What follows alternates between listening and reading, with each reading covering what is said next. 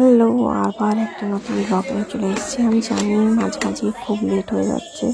Actually বুঝতেই পারছো এখানে অনেক অনেক কাজ থাকে, প্লাস সবাই বিজি থাকে। এনিওয়েজ, এই যে আমার ছোটোবেলার একটা বক্স পেয়েছি।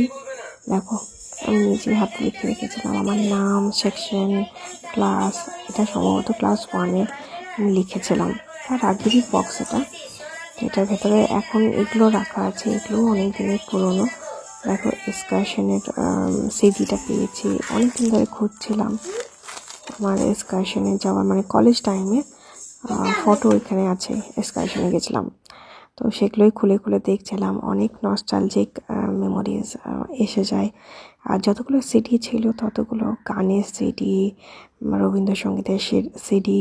এগুলো দেখো এখন ইন্টারনেটে সব জায়গাতে পাওয়া যায়, কিন্তু এই সিডি থেকে গান শোনার একটা আলাদাই মজা ছিল।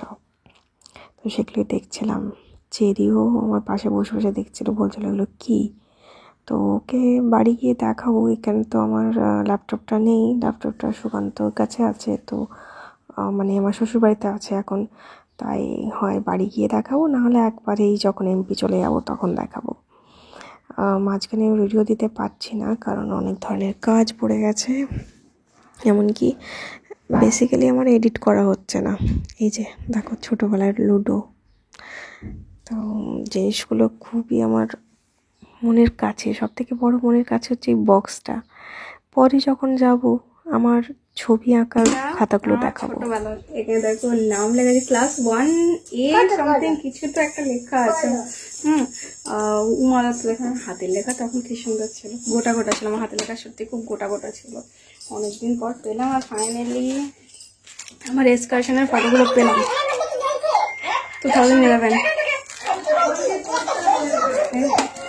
পেলাম। কারণ আমি আমার ল্যাপটপে বা আমার কম্পিউটার আগে এখানে থাকতো, এখন আর নেই।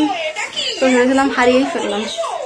পেয়েছি, দেখো শেয়ার করবো একদিন আমার পুরোনো ফটো। তো তারপরে আমরা বাড়ি চলে এসেছিলাম, শ্বশুরবাড়ি চলে এসেছিলাম তারপরের দিন। তো নেক্সট দিন ছিল আমাদের একটা অনুষ্ঠান ছিল, যেটার জন্য চেরিকে রেডি করছিলাম। পিহু এখন খেলছে, পিহুকে রেডি করব। তার আগে নিজে একটু রেডি হয়ে নেবো। অ্যাকচুয়ালি শাড়ি পরে না বাচ্চাদেরকে রেডি করা যায় না। অন্য কিছু পরলে তাও ঠিক থাকে, যে বাচ্চাদেরকে প্রথম রেডি করে নিলাম তারপর নিজে রেডি হলাম। কিন্তু শাড়ি পরলে, শাড়ি পরার পরে সবাইকে রেডি করা খুব মুশকিল হয়ে যায়। তো এই যে শাড়িটা আমি পরবো, খুবই সুন্দর একটা শাড়ি। এটা আমাকে আমার মা দিয়েছে, বিষ্ণুপুর থেকে কেনা। এটা বালুচরি, কিন্তু পিওর সিল্কের ওপর। আর এই যে ব্লাউজটা অনেকটাই মানে বড় হচ্ছে দেখছি, তো এটাকে আমাকে সেলাই করতে হবে। এখন আমার কোনো ব্লাউজই হচ্ছে না। Hello, welcome back to the channel. তো আজ সকাল সকাল উঠে গেছে, আর কোথায় আছি দেখতে পাচ্ছ, শ্বশুরবাড়িতে চলে এসেছি। আর আজকে একটা প্রোগ্রাম আছে, প্রোগ্রাম মানে অনুষ্ঠান আছে। আমার জায়ের মেয়ের অন্নপ্রাশন আছে, তো তাই রেডি হচ্ছি। চেরিকে রেডি করে দিয়েছি। পিহু জামাটা আনফর্চুনেটলি নিচে রয়ে গেছে, তো দেখি সুকান্ত যখন ওপরে আসবে তখন ওকে বলবো। ততক্ষণে আমি একটু রেডি হয়ে নিচ্ছি। এবারে মানে আস্তে আস্তে একটু প্ল্যাটিং করলেই না হয়ে যায়, যে কীভাবে কি মানে প্ল্যানিং করে চলতে হয়। অনেক টাইম ম্যানেজমেন্ট করলে ঠিকঠাকভাবে ম্যানেজ করা যায়। দেখো, আমারও লাইফে প্রথমবার হয়েছিল যে দুজনকে নিয়ে আমি বাইরে বেরোচ্ছি, তো ওই টাইমে আমার একটু হয়ে গেছিলো।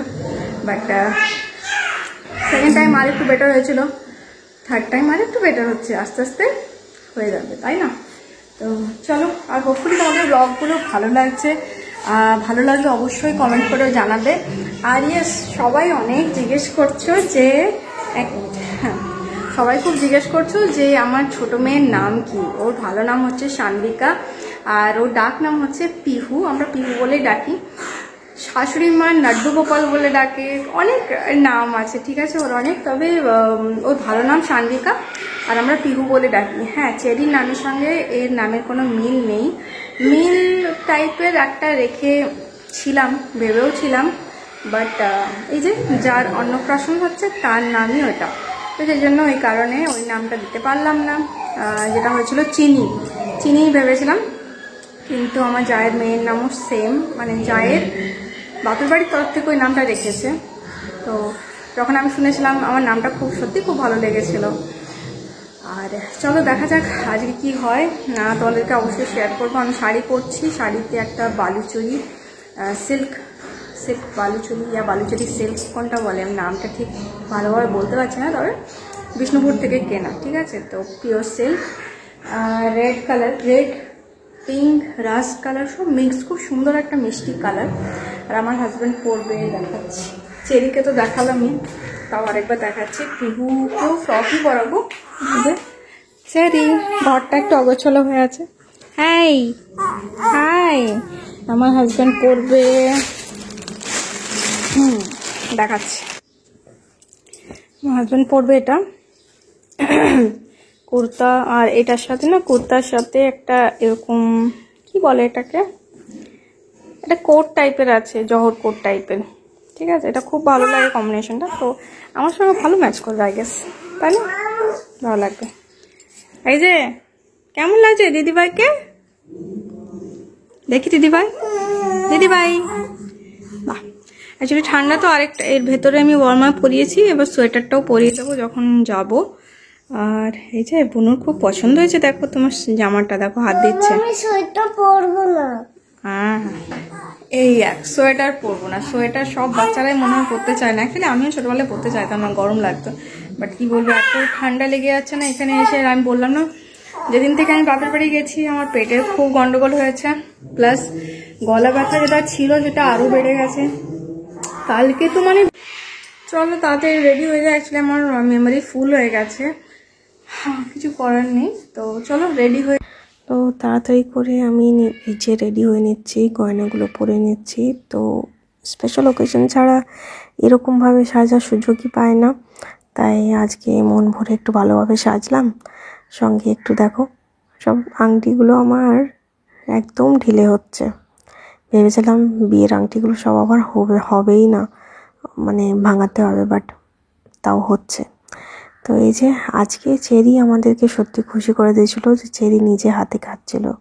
আর দেখো মেনু কার্ডটা খুব সুন্দর বানিয়েছে, 2000 টাকার নোটের মতো বানিয়েছে। তো অনেকদিন পর বাঙালি খাবার নিমন্ত্রণ বাড়িতে গিয়ে খেলাম। আর দেখো এইভাবে আমি সেজেছিলাম, আমার সাজটা আমার নিজের খুব ভালো লেগেছিল। আর এই যে আমার জায়ের মেয়ের নাম লেখা আছে তৃষা। আর ভিডিওটা এখানেই হয়তো শেষ করব আমি।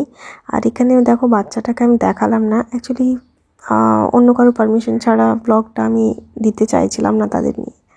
তো ব্লগটা ভালো লাগলে অবশ্যই জানাবে, আর আবার আমি পরের ব্লগে দেখা করছি। চলো বাই।